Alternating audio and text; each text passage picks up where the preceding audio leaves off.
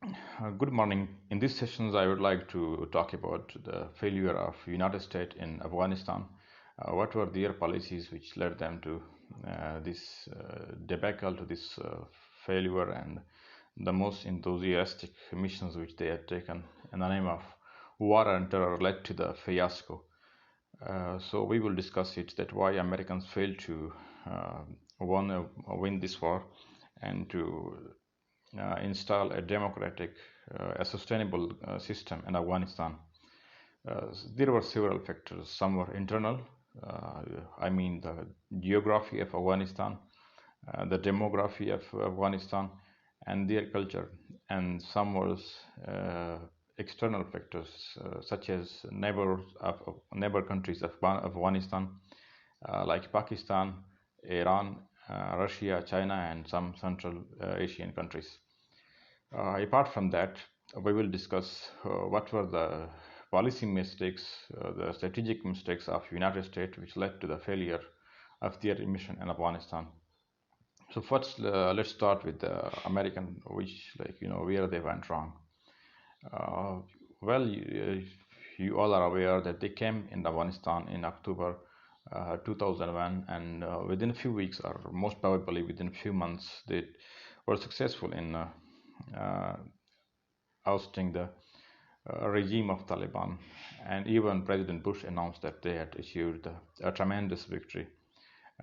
Well, they were right in short time. They were successful in removing Taliban from the Kabul, but they failed to realize that there are a lot of work. There is a lot of work need to be done in order to bring a sustainable system in Afghanistan and install democracy there and upheld the so-called human rights, uh, and apart from make that part of a area a part of the mainstream international order. But there are several mistakes which uh, Americans committed. The first one, which I think was the most important, was that they failed to understand the real politics of Afghanistan. As you people know that there are more than 34 provinces in Afghanistan, and it's a multi-ethnic society, multi-ethnic state, and different ethnicities are based in Afghanistan. So American, first of all, they failed to give proper roles to the proper ethnicities. They concentrated on the warlords, on the erstwhile leaders of the world who fought against the Soviet Union and who were anti-Taliban, such as Northern Alliance. By ignoring the big factions, which are Pashtuns, they are not given them the enough representations. They are not given them the due considerations to make them a part of the mainstream Afghan politics. One might may ask that Karzai was Pashtun, and most of the leaders which were brought forth by Americans were Pashtuns. Yes, Karzai was Pashtun, and some other leaderships, the senior leaderships were also Pashtuns, but they were not representative of all Pashtuns factions in Afghanistan, and they failed to give proper roles to the leaders of Afghanistan so that they could address the problems of Afghani people. As a result, widespread hatreds come out in all of Afghan people, and they convert it towards sympathizing with the Taliban. So that was one factor. Moreover, they were giving military and economic and financial assistance to one government, and most of the officials were corrupt. They were throwing that assistance into their own pockets, and they were not spending much money and much assistance which they were receiving from uh, the United States and the local people of Afghanistan. As a result, they are develop a huge trust deficit between the government of Afghanistan and the soldiers, the foot soldiers, who were fighting against Taliban, and other lower grade officials. and it can be witnessed in the fast and rapid surrender of many Afghan forces to Taliban. Uh, the main reason was that they were not given due uh, salaries, they are given due attentions. As a result, trust deficit start widening, and as a result, anyone can witness that they are surrendering to Taliban with very ease. The second thing is that where United States failed was that they converted, or you can say they focused their attentions on the Iraq War in 2010, in 2003. So when they started operations in Iraq, they diverted their attentions from Afghanistan toward the Iraq. And as you all know, that there was a serious civil war in Iraq, and it also needed due attention. So focusing on the two wars at the two fronts at the same time became difficult, and there was a false, uh, you can say, satisfactions in policymakers of Afghanistan, in the policymakers of Pentagon and Washington, and they were thinking that they had done their job in Afghanistan. They had eliminated terrorist outfits such as Al Qaeda, but they fail to realize that in asymmetrical warfares, these factions will exist in the common populations. They will change their bases from Afghanistan to the neighborhood countries whose borders are porous and easily permeable. As a result, they failed to concentrate fully on the Afghanistan. So that was another factor which led to their failure. Uh, Finally, uh, which I think was the most important factor, that they failed to install a true democratic government in Afghanistan. The present government of Ashraf Ghani is not true representative of people.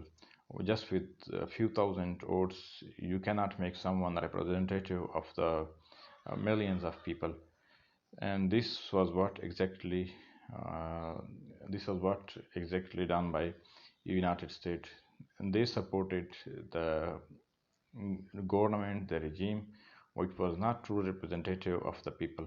As a result, people's attentions, people's sympathies diverted toward Taliban.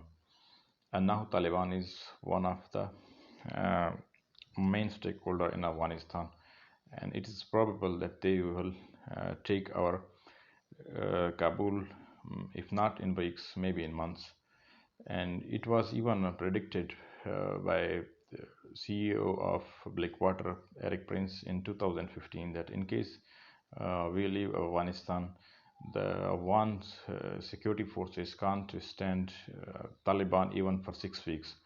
And he was saying that although Karzai was claiming that Taliban will not be, Afghan forces will not be able to stand Taliban for 6 months, and Eric Prince was saying that I am challenging that they can't withstand even 6 weeks without American and NATO presence. So that's what's happening in Afghanistan. Apart from that, another blunder which United States committed was that they give more than necessary role to India in Afghanistan. They allowed them to come here to invest and to carry out their strategic uh, jobs, their strategic tasks. And one can guess that role from the fact that there were more than 24 consulates of India in Afghanistan as compared to just four consulates of Pakistan and Afghanistan. And this made everything a mess. And Pakistani policymakers, particularly the security agencies, they got suspicious of the uh, plans of United States, and that's yeah, that's a fact that if you are giving dominant rule to the adversaries, to the opponents of Pakistan and Kabul, then it's definitely threatening their national interests. And to quote former DGISI Asad Durrani while talking to uh, Mahdi In the Al Jazeera TV channel, he said that we cannot sell our national interest for few billion dollars. So what should have been the plans? That they should have tried to align their national interests with each other, not impose just their own national interest on Pakistan. As a result, Pakistan, if if they had not assisted Taliban or the anti-American elements in Afghanistan, at least they got that idea that we cannot involve 100% in that war against terror with US, because if they are giving more role to the Indians in Afghanistan, then it is akin to, or it's equivalent to encirclement of Pakistan. On eastern border, they already have attention with New Delhi, and again giving that major role to Indians in the Afghanistan, then there was it could have been the double tension encirclement of Pakistan. And as everybody know that most of you know that in realism, all states try to gather more power to neutralize the tactics and strategies of their opponents. And Pakistan, Islamabad did no different. They tried to neutralize the Indian influence in Afghanistan. Apart from that, another blunder, or you can say, call it mistake, which Americans committed, was that uh, they didn't coordinated with the neighbors of Afghanistan. Most importantly, Iran, Pakistan, Chinese, Central Asian countries, particularly Chinese, Pakistan, and Iran. And without their proper coordinations, it was not possible. Rather than trusting their allies, they started blaming them, and they tried to portray them as a states who are harboring safe amens of terrorists. So that trust deficit turned out to be a big blunder on the part of United States policymakers. So uh, these were some of those factors which led to the failures of United States in Afghanistan. Apart from that, uh, inside Afghanistan, there are more than uh, 15 to 20 nations, ethnic groups, and they were not properly managed. Some were Americans and United States, they tried to bring some affections closer toward themselves, and some of them were alienated. As a result, sympathies to Taliban developed inside Afghanistan, and everyone knows that one cannot win war through military strength, through the from the point of power, until and unless they win the hearts and confidence of those people. So United States barely failed in winning the heart of Afghan peoples, though they had coordinated with a major chunk of population. They tried to mainstream them, but most of people was alienated, and they got sympathized with Afghanistan, with the Taliban. Apart from that, geography of Afghanistan is very diverse, and it is very difficult to make surveillance of all those different mountains, hills, and different areas, which became difficult to foreign forces to control. Apart from that, diverse cultures, diverse demography, it also contributed in the failure of United States in Afghanistan. So now, when President Trump came in the White House, he realized that we are flogging the dead horse, and he decided to pull out his forces from Afghanistan. And since his campaign was based on America first, and make America great again. So he promised the Americans that when he will come to power, he will withdraw from Afghanistan and he will concentrate on economy and the greatness of America.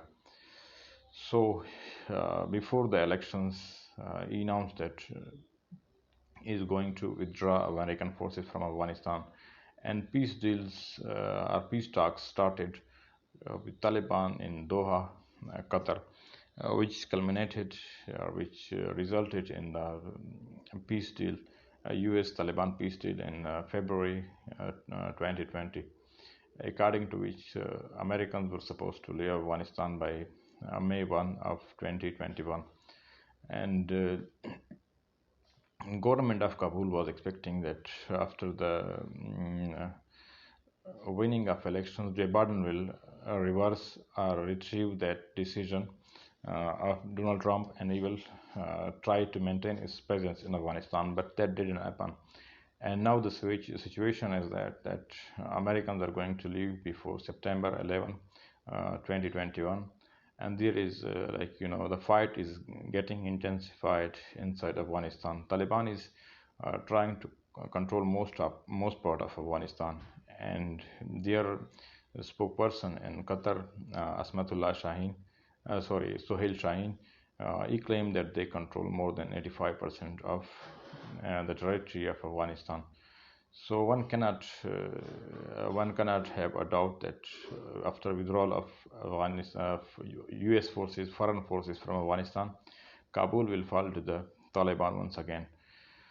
Even the regional powers and the international powers are trying to keep diplomatic relations with Taliban, and Taliban also seems, at least on the paper, they seems to be reformed and changed from those Talibans in 1990s and of that 2001. And they are saying that they will not let any group, any factions, to use their soil against any other country. And that's what Joe Biden and his administration is saying, that we have achieved our objective, that the soil of Afghanistan will not be used against Americans by Al Qaeda, by the IS, or anyone else. In the same way, while talking to News, Salim Safi, Sohail Shaheen said that one, Taliban will not allow TTP or Baloch insurgent and terrorists to operate against Pakistan from the soil of Afghanistan. So, in the same way, they also assured China that they will not interfere in their internal matters of Uyghurs of Xinjiang, and they will welcome the Chinese investment in Afghanistan. Even Indians who were strong supporter of Kabul government, of Ashraf Ghani, they are now trying to maintain diplomatic relations with Taliban. They are trying to coordinate with them on some of the issues, and they are now considering them one of the big party to come and rule Kabul.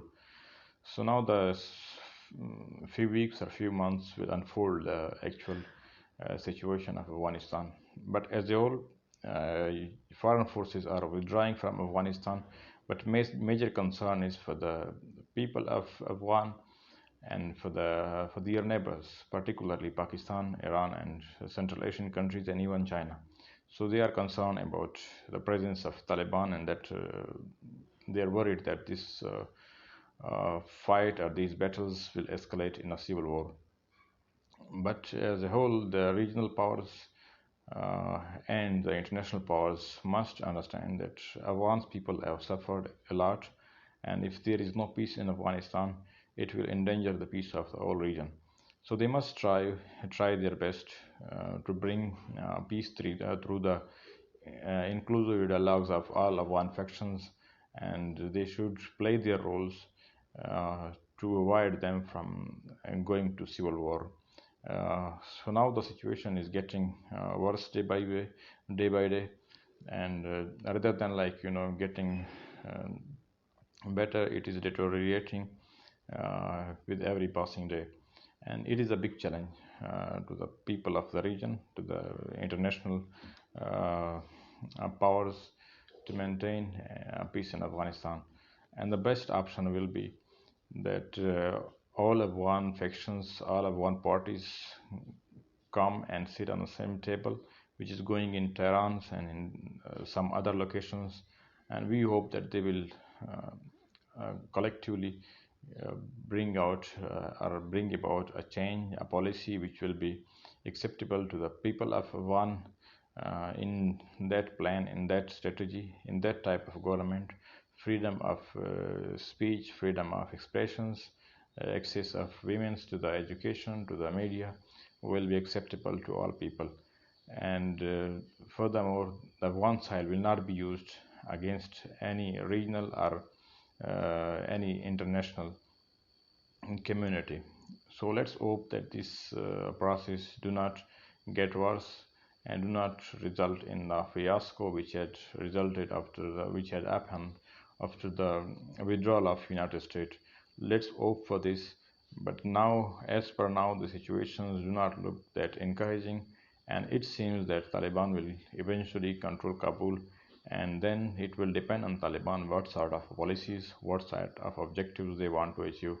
And in case if they maintain the same stance which they had maintained in 1996 after controlling the Kabul, then it will be a big challenge to the regional powers, particularly Pakistan, because it will spill our effects on the whole region.